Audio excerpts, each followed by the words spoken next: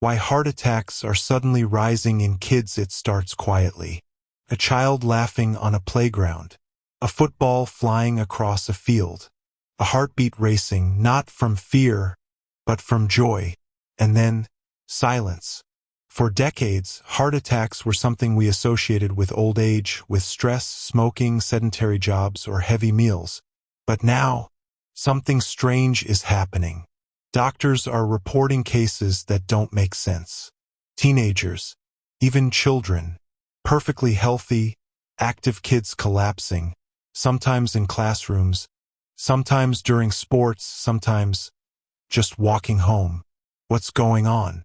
Why is a disease once seen as the outcome of a lifetime suddenly stealing lives before life even begins? In 2024, a report from the Indian Council of Medical Research revealed a chilling statistic. Cardiac arrests in people under 25 had tripled in the past 5 years. Tripled. And across the world, similar stories were surfacing, from the United States to the UK, Japan, and Brazil. Children with no history of heart disease. No obesity. No smoking. But still, their hearts were failing. At first, the world looked for easy answers. Was it junk food? Screen time? The pandemic? Vaccines? Or some mysterious genetic change silently reshaping the next generation? But the truth is not that simple. Let's rewind. The human heart, that small, tireless muscle, beats around 100,000 times a day. It's not just biology. It's rhythm, emotion, memory. Every laugh, every sprint, every heartbreak leaves a trace on it. And somewhere along the way, something began to change in how we live, how we move, how we feel. Pediatric cardiologists have started noticing patterns. Children showing early signs of what doctors call metabolic stress, high blood pressure, cholesterol, insulin resistance, conditions that used to appear in middle-aged adults. Except now, they're showing up in 12-year-olds. What happened? Modern childhood, for many, has shifted indoors. Where once the world was a playground, it's now a glowing screen. Hours of sitting, scrolling, gaming, punctuated by ultra-processed meals packed with sugar, salt, and fat. A generation raised not on fruit or sunlight, but on dopamine hits from digital feeds and quick snacks. Dr. Samir Gupta, a leading cardiologist in New Delhi, said in an interview, "We are seeing 10-year-olds with arteries of 40-year-olds. It's not just physical health, it's the stress, the anxiety, the constant overstimulation." Because here's the twist. Heart attacks aren't just caused by clogged arteries. They're also caused by invisible storms, hormonal imbalances, chronic stress, inflammation. And stress, in the digital era, doesn't always look like panic. It looks like overthinking, perfectionism, constant comparison. It looks like a teenager trying to be perfect in a world that never sleeps. Then came the pandemic. 2 years of isolation, fear, and uncertainty. Kids stuck inside, moving less, eating more, sleeping less. Even after the world reopened, something remained fractured.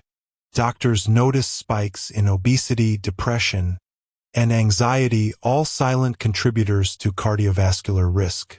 But even that doesn't explain everything. Because in some cases, the kids who collapsed weren't overweight or anxious. They were athletes, fit, disciplined, their bodies finely tuned machines, and yet their hearts betrayed them. So scientists looked deeper. Recent studies have found that after viral infections, including COVID-19, inflammation can linger in the heart muscle, a condition known as myocarditis. It's rare, but in a large enough population, even rare becomes visible. Add to that the hidden effects of modern life, air pollution, microplastics, energy drinks, sleep deprivation, and you have a perfect storm. Think about it. A generation growing up inhaling toxins their parents never did. Sleeping less than ever before. consuming caffeine and sugar in doses never seen in childhood, living in constant digital adrenaline, all while their bodies, still developing, try to keep up. The result? Hearts that age faster than time. But here's where the story turns human. Behind every statistic, there's a family. A father replaying the last phone call from his son. A mother sitting by a hospital bed, whispering prayers between beeping monitors. A community trying to make sense of something that feels unthinkable. In Mumbai, a 16-year-old named Arav collapsed during football practice. He wasn't overweight. He didn't smoke. His parents said he loved dancing, and his last words before practice were, "Today, I'll score for you, Mom." He didn't come home. The autopsy revealed sudden cardiac arrest. No warning, no pain, just silence. And that silence is what's haunting parents everywhere. So what can we do? This isn't about fear. It's about awareness. Heart disease is no longer an old man's illness. It's a mirror reflecting what modern life is doing to all of us, even our children. Doctors now emphasize 3 critical fronts: movement, diet, and mental balance. Encourage kids to play outdoors, to sweat. Feed them real food, fruits, grains, not just packets and fries. Teach them that rest isn't laziness, it's healing. And most importantly, help them unplug from the pressure, the comparisons, the screens, because the heart doesn't just beat to survive. It beats to feel. And somewhere, amid the noise, we've stopped listening to it. But there's hope. Across the world, schools are introducing mindfulness programs. Parents are swapping energy drinks for fruit smoothies. Kids are joining heart health campaigns on social media, learning to care, not just consume. Even small changes matter. A walk after dinner, less screen time before bed, one honest conversation instead of 1,000 likes. This generation may be facing new threats, but they also have new tools, information, empathy, and awareness. And maybe that's what this story is really about.